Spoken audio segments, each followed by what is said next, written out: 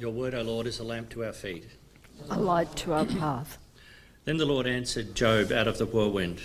Who is this that darkens counsel by words without knowledge? Gird up your loins like a man. I will question you, and you shall declare me. Where were you when I laid the foundation of the earth? Tell me if you have understanding. Who determined its measurements? Surely you would know. Or who stretched the line upon it? On what were its bases sunk, or who laid its cornerstone? When the morning stars sang together, and all the heavenly beings shouted for joy. Or who shut in the sea with doors when it burst out from the womb? When I made the clouds and thick darkness its swaddling band, and prescribed bounds for it, and set bars and doors, and said, thus far shall you come, and no farther, and here shall your proud waves be stopped. Have you commanded the morning since your days began, and caused the dawn to know its place, so that it might take hold of the skirts of the earth, and the wicked shall be shaken out of it? It is changed like clay under the seal, and it is dyed like a garment. Light is withheld from the wicked, and their uplifted arm is broken. Have you entered into the springs of a sea, or walked in the recesses of a deep? Have the gates of death been revealed to you, or have you seen the gates of deep darkness? Have you comprehended the expanse of the earth? Declare if you know all this. The Gospel readings from Luke chapter 5 verses 1 to 11. Once while Jesus was standing behind the lake of Gennesaret, and the crowd was pressing in on him to hear the word of God, he saw two boats there at the shore of the lake. The fishermen had gone out of them and were washing their nets. He got into one of the boats, the one belonging to Simon, and asked him to pull out a little way from the shore. Then he sat down and taught the crowds from the boat. When he had finished speaking, he said to Simon, put out into the deep water and let down your nets for a catch. Simon answered, Master, we have worked all night long, but we have caught nothing. Yet if you say so, I will let down the nets.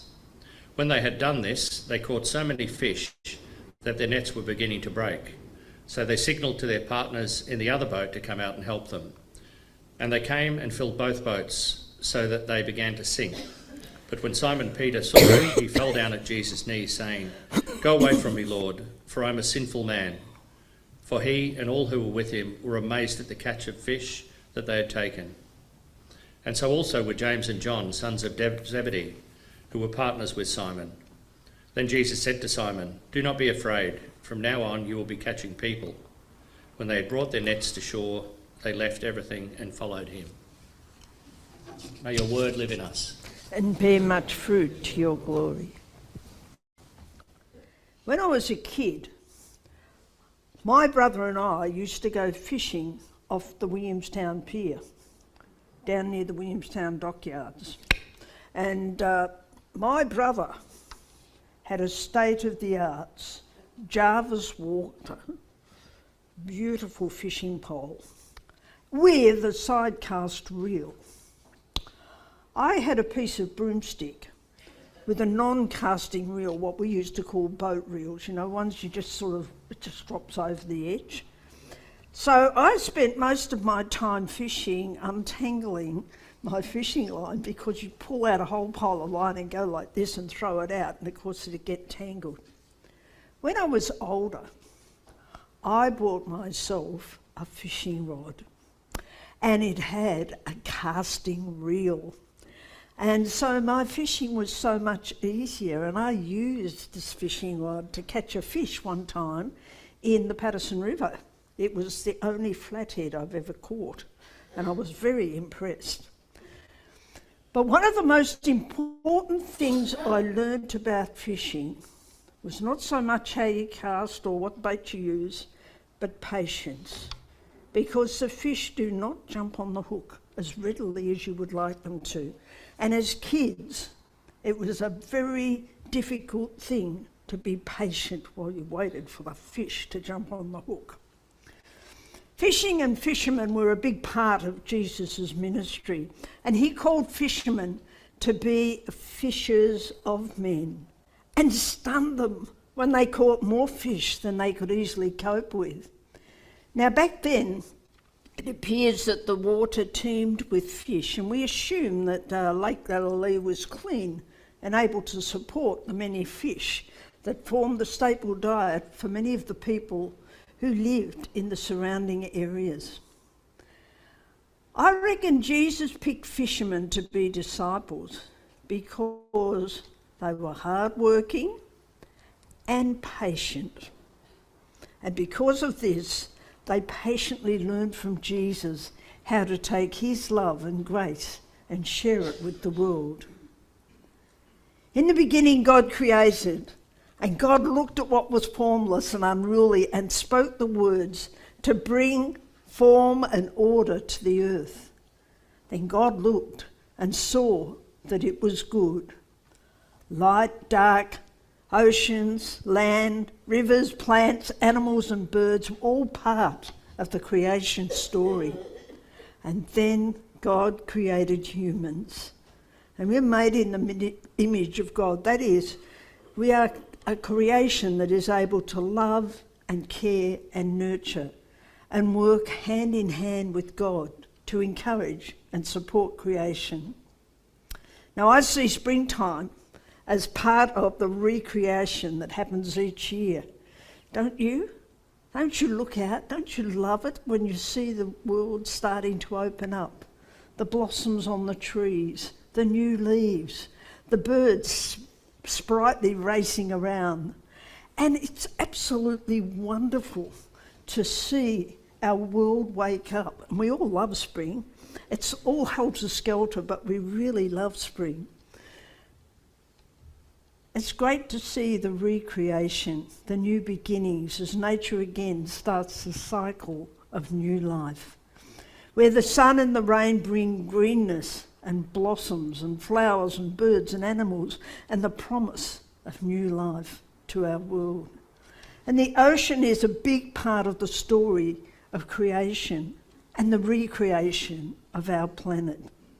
And today we're aware that there are tremendous challenges afflicting our oceans and the planet in general that are directly related to our idea of being in charge. And we as people claim that human knowledge alone provides the basis for wisdom and wise actions. In the reading from Job, God speaks to negate that arrogance by insisting that the story of creation and our place in creation and the justice of God is the source of true wisdom and wise actions. Now, you all know the story of Job. You know that he'd lost everything. And yet, he resolutely maintained that his framework for managing and controlling the chaos in his life and the world is God, on which he could rely. And Job 38 makes the claim that not only are human beings unable to manage the chaos of our lives in the world, but that the wisdom of God is found within the creative chaos of our world, and which is out of which the world is born. And the Lord answered from the whirlwind, and I think the whirlwind was to say that the voice of God was heard in the absolute chaos that was going on in Job's life. And God invites Job to see that it's out of this relational chaos that the compassion and the justice of God is revealed. And it was important for Job to understand it, that working with God was the way to go, to working and understanding the mind of God. And how can we possibly understand God's mind and God's character? It's really challenging, isn't it? It was challenging for Job, and I reckon it's a challenge for us too. Because by spending time observing the majestic and intricate parts of God's creation, we can be reminded that this God of creation also chooses to be in every part of our lives, which is pretty exciting, isn't it? Now, living in and around Port Phillip Bay, as I mentioned in the early word, you people have a very strong history with the sea. You know, swimming, sailing, fishing, walking on the beach, or just watching the sunset over the water have been a real inspirational part of our lives, yes? Well, it has been for me. Although I didn't live near the ocean, I was close enough to be able to enjoy. And there's a lot to be said about the ocean. And today we're looking at the oceans of the world. And we know that many, not all people in the world, but many people in the world have been like us. They've stood on the shore, sometimes with their feet in the water, and just watched the ocean. And watched how beautiful it is, watching the sea move, watching the waves lapping around your feet, all those amazing things that happen when we go down to the beach. But we are also aware of the garbage that is collecting in our ocean. And this is what we know as the Great Pacific Garbage Patch. It's also described as the Pacific Trash Vortex. And we know that people, and we as people, have been responsible for so much of the change in our world, particularly our oceans, which are the very heart of creation.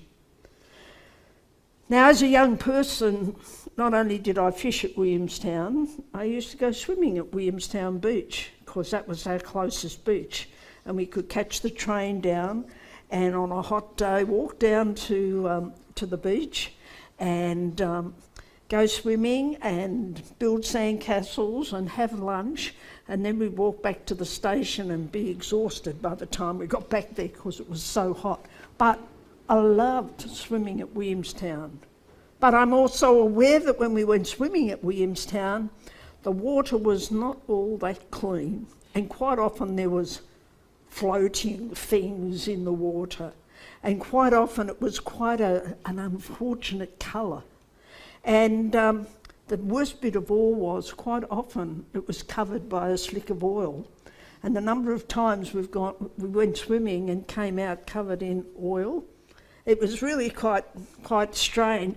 And it helped us to understand that the ocean is wonderful and vast, but it's something we have to look after, and we can't just keep throwing our junk down the drain.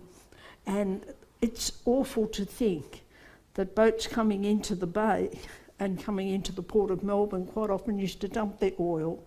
They weren't supposed to, but they did, on their way in.